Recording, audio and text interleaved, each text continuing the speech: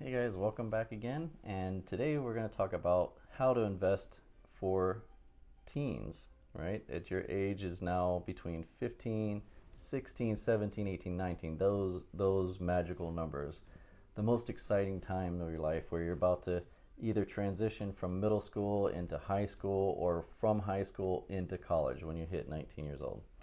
What do you do and how do you make money is solely up to how you view what you want to do. Like, I mean, there's people that are artistic and they can draw things really well or create things. They're very crafty and they can do things on Etsy and make money. Or let's say that you're going to wait until you're 16 years old. Wait until you're 16 years old and you go down the street, work at Kroger's or some grocery store somewhere, or work at a restaurant somewhere, and you get that first job under your belt. No matter what it is, it could be anything, just something that gives you money into your pocket. But in this case, we don't want it to be just money going into our pocket. We want money to go into our savings account. Hopefully, most of y'all are still living at home with your family. You're still going to school full time. So you don't need a full-time job. You just need a little bit of extra cash, that whatever you can earn, cutting grass, babysitting, maybe helping out the neighbors in the neighborhood. Maybe they need someone to help clean their house, or help take old elderly people to the grocery store, or buy things at the grocery store for them, and you can make a little bit of money on the side. Maybe there's a neighbor down the road that needs someone to babysit their dogs when they go out of town, or maybe walk their pets. You can walk their pets and make a little bit of cash doing that too. So there's plenty of ways for you to make money, and the easiest way is exactly when you get to 16, because at that age pretty much you can do anything. You can start working, but you got to start off with your basics. Don't expect to walk into the door and be like, hey, I expect to make $20 an hour. It's just not going to happen. So you have to remember that you are learning, you're getting your basic skills, you're just getting your feet wet in the working environment. So your pay is going to be minimum wage. Whatever minimum wage is for you where you're at, it may be $20 an hour. I don't know. But at least for here and right now, I think it's about $9, $10 now. I'm not sure exactly what it is. I haven't had to work minimum wage in like 20 something years, 26 years. That's been a long time ago, 25 years ago. And I'm not going to be making minimum wage anymore. And if I do, it's going to be just for fun. So I will already have my passive income, my dividends, my stocks already built up. My interest bearing accounts are going to be built up to where I don't have to work, but I would work only to keep myself busy. So what do?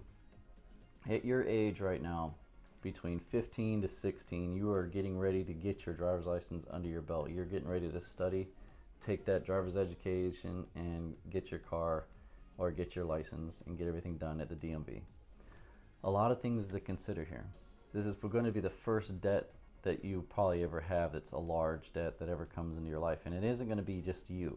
Most kids can't just get a car. It doesn't happen that way. You can't just get a loan. You will not get approved. Your parents or your guardians are going to be the ones that are going to have to pony up the dough to get you that vehicle.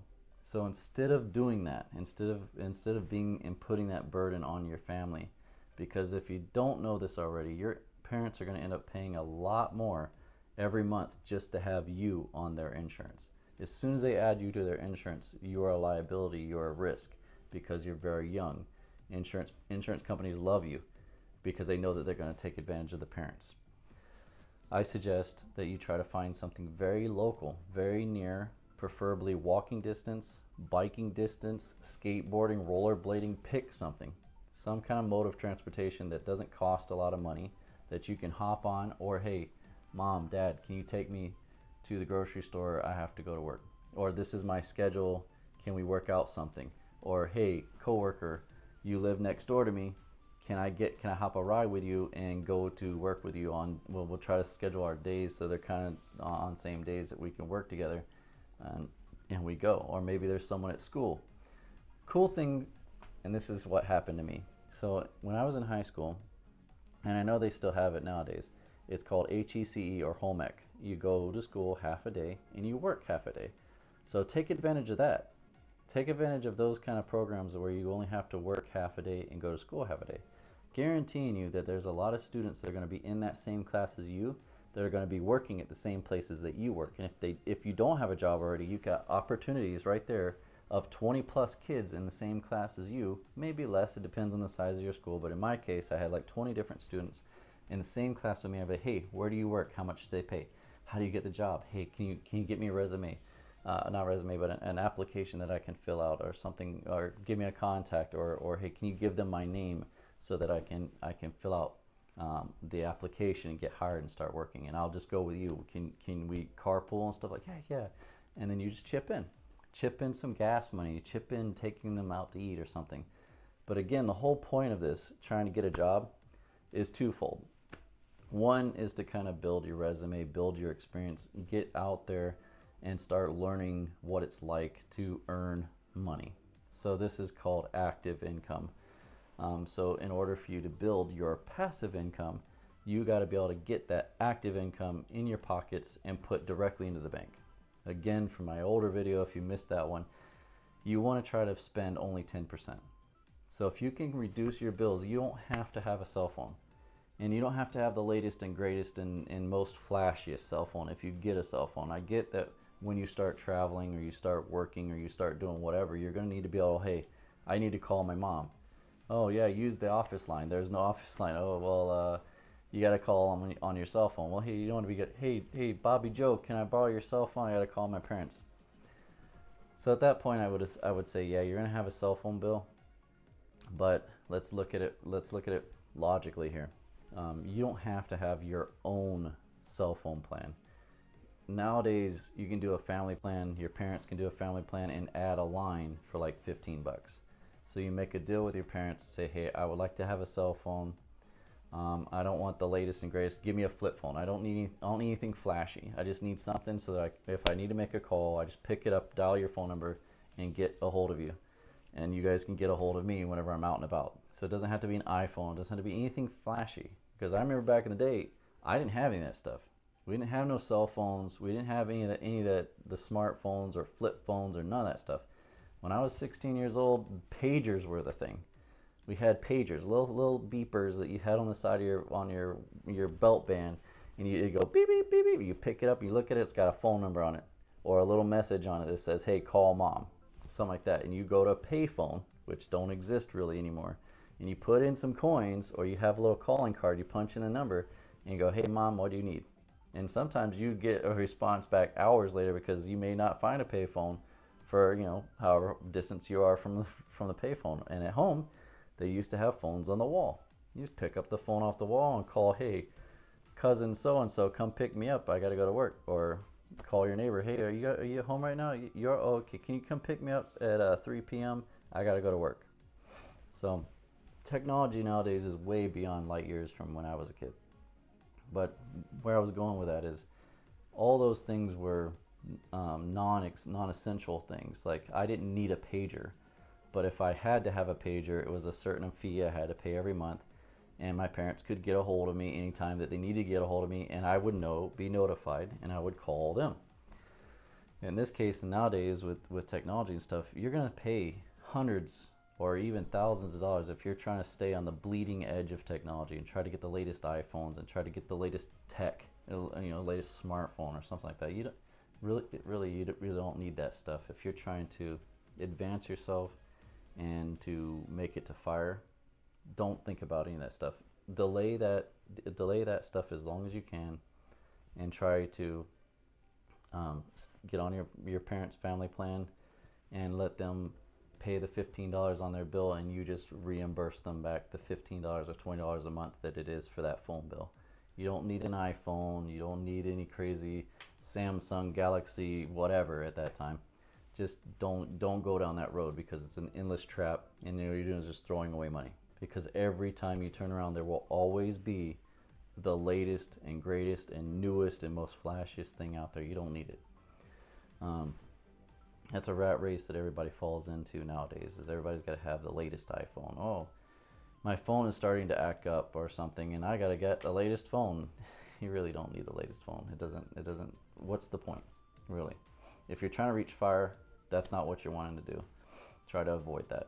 The next thing, if you're turning 16, you don't have to have this most expensive, most flashiest car to get you from point A to point B. Like I said, in the beginning, when you're first starting and you're still at home, you're still living with your parents, they're there for you.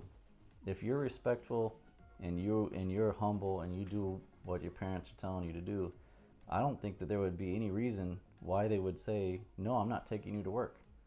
No, I'm not gonna take you to go out to see your friends. No, I'm saying this as a parent myself. So if my child comes to me and says, hey, I got all my homework done, I did all my chores and stuff like that, and shows respect and does everything else around the house that I would give him to do as chores, I'd be like, sure, no problem. You want to go out with your friends? Where do you want to go? You guys gonna go to the mall? Okay, I'll take you. What time y'all meeting up?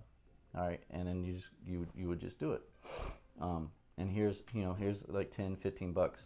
But of course, my son, he ain't 15, 16, 17 years old. At some point, your parents are going to have to give you that trust to say, hey, they're 15 years old. I trust them with their friends. I know their friends. I have their friends' phone numbers. I have their parents' phone numbers. I know who they are. It isn't like I'm just sending them out to like some stranger somewhere and I have no idea what's going on. So it's kind of like that trust that you have to have with your family. So your family has to know who you are, who you're hanging out with, who they are, what type of people they are, and personalities and things like that. So getting back to investing and things like that. You're just starting working, you're 15 years old, you're about to go get your first job, or you're about to get your license, you've turned 16, and that's where the magic starts happening. You go out and apply for jobs. You sign up for home ec. And most times, that's probably your sophomore year in high school. Either your sophomore year or your junior year, you'll be turning 16 years old. And that's where most people will probably get permission to start driving to school and things like that. Skip all that stuff. If you can drive, if you can ride the bus, or you can have your friends take you to school, do that. So you don't want that obligation of a car payment. You don't want the obligation of insurance. You don't want to put that burden on your parents. Just trust me. If you're wanting to get financially set and build your future, you gotta save money. Save everything you can save, anytime you can save. And the reason why you're doing this whole thing at 16 to get a job, or at 15 you're cutting grass or babysitting or whatever it is that you're doing, is to sock away as much money as you can. Put away at least 90% of it. Make a goal, make a game out of it. See how much money you can put away in a month if that's what you do. How many jobs can you do? I did all my homework, I got everything done. Okay, I'm gonna go cut some grass. Okay, I'm gonna cut some grass today, cut some grass tomorrow, cut some grass on the weekends, something like that. Or I'm gonna set up something and put up flyers everywhere to say I'm gonna babysit, and get that experience of babysitting. Maybe you're babysitting your brother and sister. Maybe that's your first your first client is your parents. Maybe there's people down the road that need their dogs walked. They have to work, 8, 9, 10 hours a day, and their dog is at home. No one's taking care of them. Maybe you put a sign out saying that I'll walk your dog for you. $10 a week or something. Super inexpensive for them, but a convenience for them, and you get some money out of it. Now, obviously, I don't know what the rate is for walking a dog. I'm just giving you an idea of things that you could do. Once you get to a certain age, where you get to 18 and you start to be classified as adult, there are things that you can do with your money. You can actually open up a bank account by yourself without anybody co-signing for you. And now that you already have that established job at 16 years old, you've been working at 16, 17, and 18, you're going to have a bank account. You're going to have to set up a bank account. Your parents are going to have to set up a bank account, because most companies, almost all companies nowadays, don't give paper checks. They might initially a little bit, because they understand that a 16-year-old can't open a bank account very easily. But you can always have your parents open up a custodial account, and then when you turn 18, they sign it over to you, and you have full access to your account. Just remember that even though there's a whole bunch of money in there that you've been saving from my previous video, whenever I said starting at like 12, 13, 14, don't go dipping into that account and don't go crazy spending money. You don't need to go on a shopping spree every time you get a paycheck in your hand.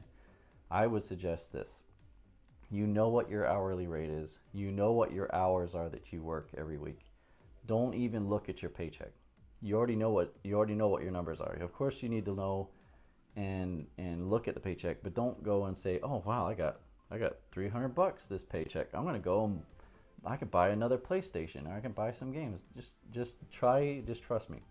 Put the money in the account. Do not withdraw anything from it. Now, that's not to say you can't ever spend any of your money. You have to start developing this skill. And the skill now is to analyze everything that you purchase, anything that you think that you're going to purchase. Set a goal for it.